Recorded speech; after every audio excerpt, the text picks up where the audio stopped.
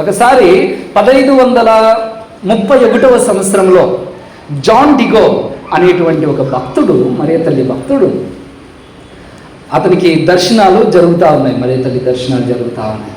గుడాలుపై మాత యొక్క దర్శనాల్లో జరిగిన ఒక సంఘటన మీకు తెలియజేస్తున్నాను.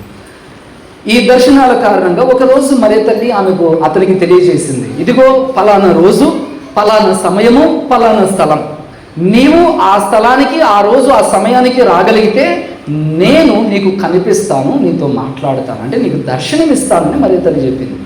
మరియ తల్లి మీకు అట్లా దర్శనం ఇస్తానని చెప్తే మీరు పోకుండా ఉంటారా? ఖచ్చితంగా పోతారు కదా, పరిగెత్తుకొని పోతారు, ఆటోలు కట్టుకొని పోతారు కదా.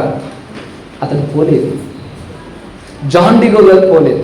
ఎందుకు పోలేదు అని అంటే, ఆ రోజు వారి యొక్క అంకుల్ అనారోగ్యంతో హాస్పిటల్లో సీరియస్ కండిషన్లో ఉన్నాడు. చావురేవు అనేటువంటి పరిస్థితి ఆ క్షణం.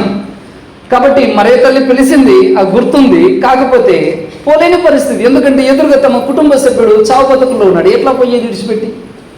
సాధ్యం కాదు. దానికి తోడు అతను చాలా సమీపమైనటువంటి బంధువు కాబట్టి ఇతను బాధపడుతున్నాడు, ఏమవుతుందని. పైగా చనిపోక ముందే అవస్థ అభ్యంగం ఇవ్వాలని గురువు కోసమని అతను పరిగెత్తాడు. మరియ తల్లి ఇక్కడికి రమ్మంటే అతను ఇంకొక దారిలో పరిగెత్తుకుంటూ పోతున్నాడు విచారణ గురువు దగ్గరికి.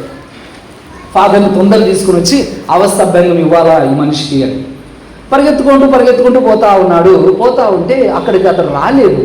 మరియ తల్లి ఏం చేశారు? ఇక్కడ దర్శనం ఇవ్వాల్సిన మరియ తల్లి అతడు ఏ దారిలో పోతున్నాడో ఆ దారిలోనే దర్శనం ఇచ్చింది. అతడు పోయే దారిలోనే మరియ తల్లి పోయి దర్శనం ఇచ్చి, ఏం కుమారా, నేను అక్కడికి రమ్మంటే రాకుండా నువ్వు ఇట్లా పోతున్నావు ఏంటి అని అడిగింది.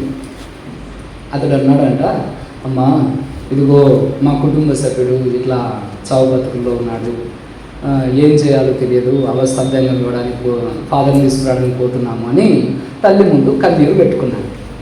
అయ్యో కుమార, ఎందుకు ఏడుస్తున్నావు? నువ్వు ఏడిస్తే నేను చూడలేను. సో నువ్వు ఆ వ్యక్తి అనారోగ్యంతో బాధపడుతున్నాడని నువ్వు ఏడుస్తున్నావు కదా? అవునమ్మా. అయితే ఆ వ్యక్తికి బాగైతే నువ్వు సంతోషపడతావా అన్నాడు. సంతోషపడతానన్నాడు. అయితే నీ సంతోషం కోసం అతనికి స్వస్థతను నేను కలగజేస్తానని ఆ రోజు అతనికి స్వస్థతను కలగజేసి డిగో గారి ముఖంలో ఆనందాన్ని ఇవ్వగలిగింది. అంటే మనం సంతోషంగా ఉంటాము అని అంటే అమ్మ ఏదైనా కూడా వరాన్ని ఇవ్వగలదు, మన కోసం ఏదైనా చేయగలదు. అది ఆ తల్లి యొక్క మనసు, ఆ తల్లికి ఉండేటువంటి గొప్ప గుణం. నిజమే, ఆ తల్లి యొక్క వరాలతోనూ లేదా ప్రార్థన సహకారంతో మొదలుపెట్టేవన్నీ కూడా విజయవంతం అవుతున్నాయి.